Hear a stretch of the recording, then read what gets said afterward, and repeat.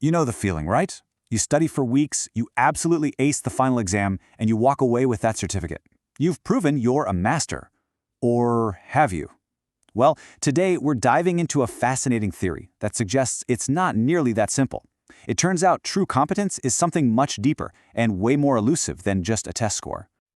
I mean, it's a puzzle you see everywhere. Why does a star student sometimes fumble on the job? How can a brilliant surgeon freeze up when they face an unexpected complication?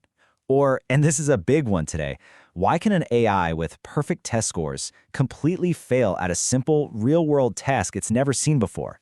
This gap, this chasm between what we can measure and what someone truly knows, that's the core problem we're going to unpack. There's actually a name for this: brittle knowledge. It's the kind of understanding that looks totally solid on the surface, but the moment you change the context or apply a little bit of pressure, it just shatters. It's why experts can get stumped by new problems, and why even our most advanced AIs can be surprisingly fragile. So the big question is, how do we get beyond this brittle understanding to something real, something that lasts? Okay, so here's our game plan. First, we're going to look at the illusion itself. Then we'll introduce a really powerful new theory of mastery.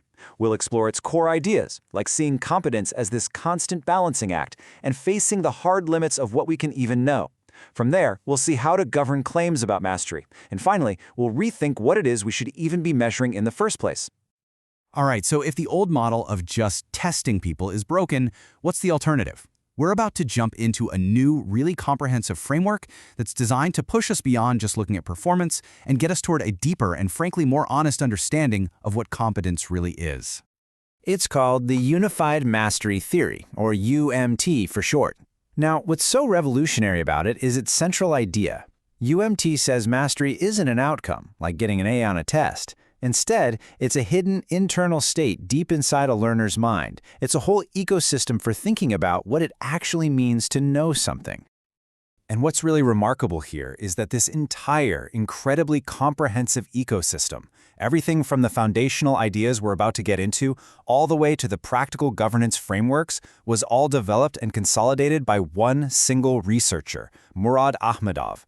All the source material for today's explainer comes from his extensive work. So let's get into the first major concept of the theory. Instead of mastery being some destination you finally arrive at, UMT says it's a constant balancing act. It's this continuous, unending process of maintaining what you know against all the forces that are trying to tear it down. This whole idea is formalized in something called mastery equilibrium theory, or MET. And the key insight here is that understanding isn't static. It's a dynamic equilibrium. Think about it like you're walking on a tightrope. You are constantly making these tiny adjustments to stay balanced against the wind, the wobble of the rope. Knowledge is exactly the same. It's always being pushed and pulled by new information and, just plain old forgetting. And this slide, it shows that battle perfectly. On one side, you have these forces of drift. This is literally everything that degrades our knowledge. Things like taking mental shortcuts, getting context confused, or just forgetting stuff over time. But on the other side, you have the forces of stability. These are all the corrective actions, like getting good feedback or studying a wide variety of examples that reinforce our understanding. Real mastery isn't about eliminating drift. That's impossible. It's when the forces of stability are consistently winning that battle. Okay, so if mastery is this internal balancing act, that leads us to a second, massive challenge. How on earth do you measure something you can't actually see? And this brings us to the fundamental limits of knowing. The theory calls this the identifiability problem. And it's a simple but really profound idea. You can never, ever climb inside someone's head to see their knowledge. All you can ever observe are the effects of that knowledge, their answers, their actions, their performance on a test. There's always going to be a gap between what they do and what they truly understand. And this creates what we can call a veil of observation. Think about a simple math problem. One student might solve it using a really clever, elegant shortcut.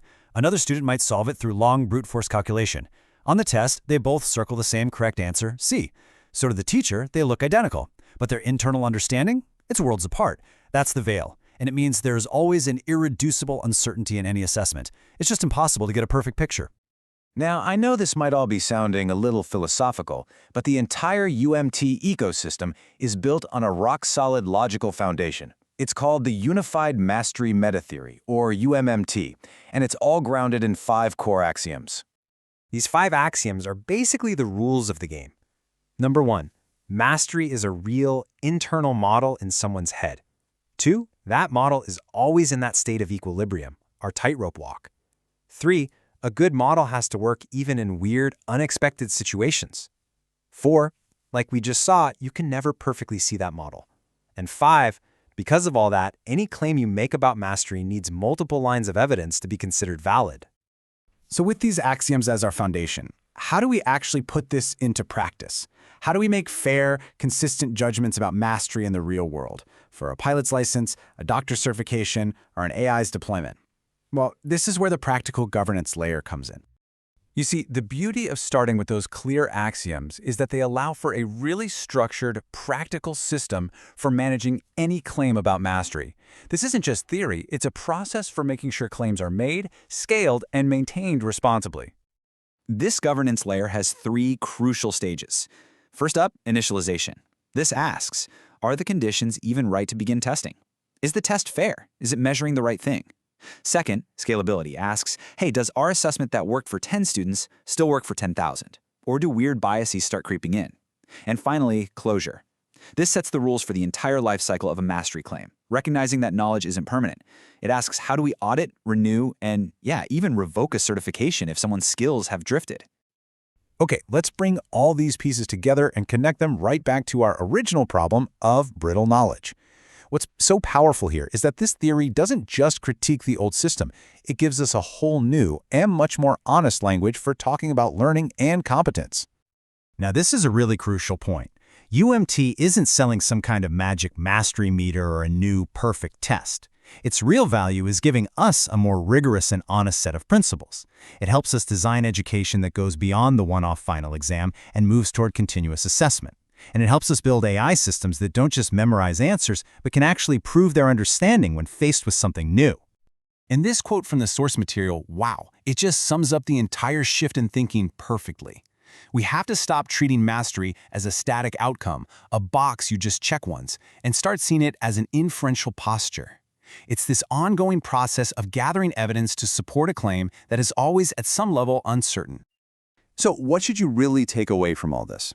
Let's recap the 4 biggest ideas. First, real mastery is a dynamic, living state, not some final grade. Second, it's a constant battle between forgetting and learning. Third, because of that veil of observation, we can only ever infer understanding. We can never see it directly. And finally, all of this means that real durable knowledge isn't a one-time thing. It requires continuous epistemic maintenance. You have to keep it up. Which leaves us with a final and pretty provocative question to chew on. Our whole society is built on certificates, degrees, and test scores as proof of competence. But if this theory is right, and perfect measurement is truly impossible, what does proof of learning actually mean?